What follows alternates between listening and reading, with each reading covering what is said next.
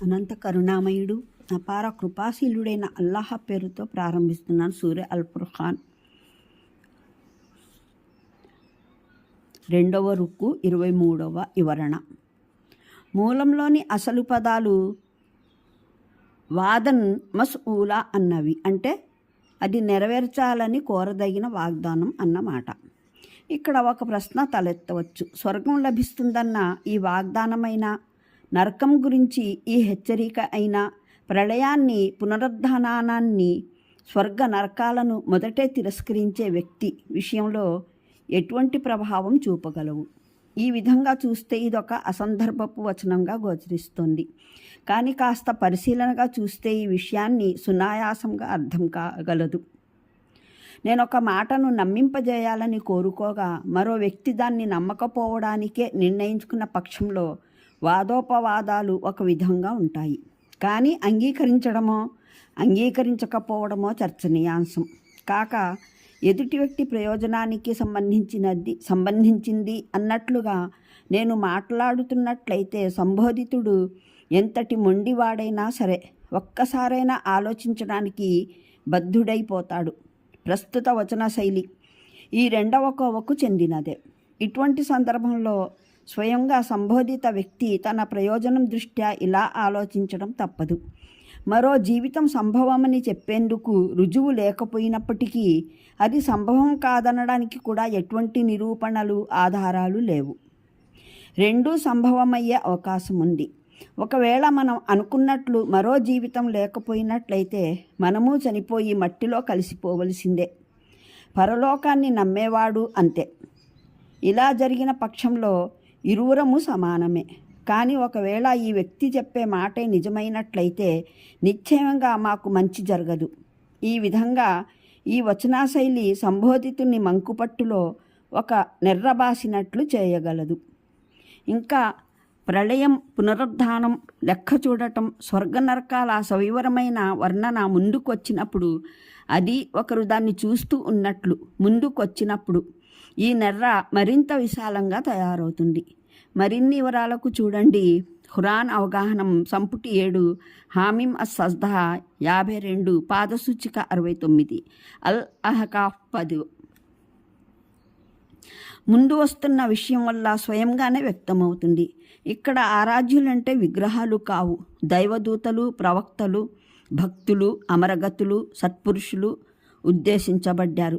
వీరిని విభిన్న జాతులలోని బహుదైవారాధకులు తమ ఆరాధ్యులుగా చేసుకున్నారు. సర్వసాధారణంగా ఎవరైనా సరే ఒమాయాబిదూన అన్న పదాలు చదివి ఇది విగ్రహాలను ఉద్దేశించిన విషయమని అనుమానపడతారు. ఎందుకంటే అరబీలో సర్వసాధారణంగా అజ్ఞాన వస్తువులకు మా అనే సర్వనామం, సజ్ఞాన జీవులకు మన్ అనే సర్వనామం వాడతారు. తెలుగులోనూ అజ్ఞాన వస్తువులకు ఏమిటి అని, సజ్ఞాన ప్రాణులకు ఎవరు అనే వాడతాము. అయితే తెలుగులో మాదిరిగానే అరబీలోనూ ఈ పదాలు ప్రత్యేకంగా ఈ అర్థంలోనే ఉపయోగించరు. కొన్ని పర్యాయాలు మనం తెలుగులో ఎవరినైనా హీనంగా ప్రస్తావించినప్పుడు నాదేమిటి అని అంటాము. భావం వాడి స్థితి ఏమీ లేదు. వాడేమిటి అని అంటాము. భావం వాడి స్థితి ఏమీ లేదు, అతడు ఏ గొప్పవాడు కాడు అన్నది. అలాగే అరబీలోనూ వాడుతారు. అల్లాహకు ప్రతిగా ఆయన సృష్టిని దైవంగా చేసే వ్యవహారం గనుక దైవదూతలు, మహాపురుషులు స్థితి, స్థానం ఎంత ఉన్నతమైనదైనా దైవం సమక్షంలో అది ఏమీ లేనట్టే. అందువల్లనే సందర్భానికి అనుగుణంగా వారి విషయంలో మన్కు బదులు మా ప్రయోగం ఉంచబడింది. ఈ విషయం దివ్య ఖురాన్లో అనేక చోట్ల వచ్చింది. ఉదాహరణకు సబాసూరాలో మానవులనందరినీ సమావేశపరిచిన తర్వాత దైవదూతలను ఈ జనులు మిమ్మల్నే ఆరాధించేవారా అని అడిగినప్పుడు వారు ఇలా సమాధానం పలుకుతారు: పరిశుద్ధమైన వారు తమరు. మా సంబంధమైతే మీతోనే, వీరితో కాదు. వాస్తవంగా వీరు మమ్మల్ని కాదు, జిన్నుల్ని ఆరాధించేవారు. వీరిలో చాలామంది వారినే విశ్వసించి ఉండేవారు. 40-41 ఆయట్లు. అలాగే మాయిదా సూరాలోని చివరి రుక్కులో ఇలా ఉంది. అల్లాహ్ ఇలా సెలవిస్తాడు, ఈసా మరియం కుమారుడా, నీవు జనులతో ఏమని అన్నావు? దైవాన్ని కాక నన్ను నా తల్లిని కూడా దైవంగా చేసుకోండని చెప్పావా? అప్పుడు అతను విన్నవించుకుంటాడు, పరిశుద్ధుడవు నీవు, నేను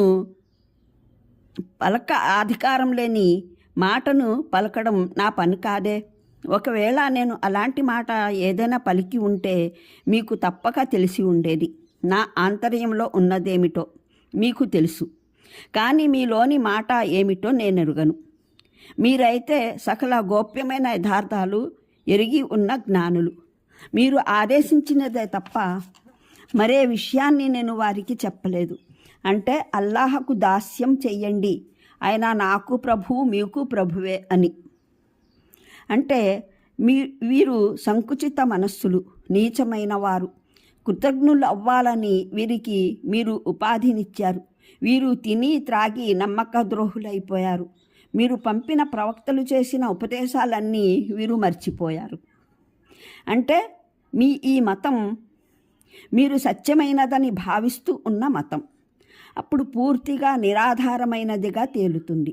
మీరు నమ్ముకున్న ఆరాధ్యులు దైవ సన్నిధిలో సిఫారసు చేస్తారని మీరు నమ్మిన వారు తిరగబడి మిమ్మల్నే తప్పుపడతారు, తాము తప్పించుకుంటారు.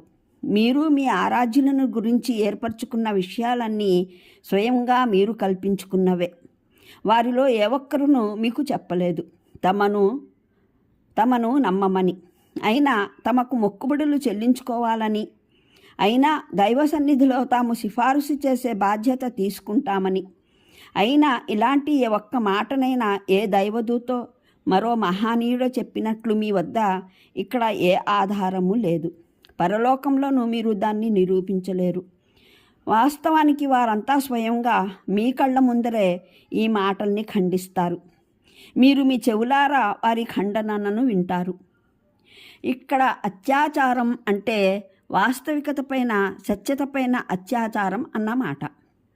అంటే తిరస్కారం, బహుదైవారాధనలు పూర్వాపరాల వల్ల స్వయంగానే జోత్కమైపోతుంది.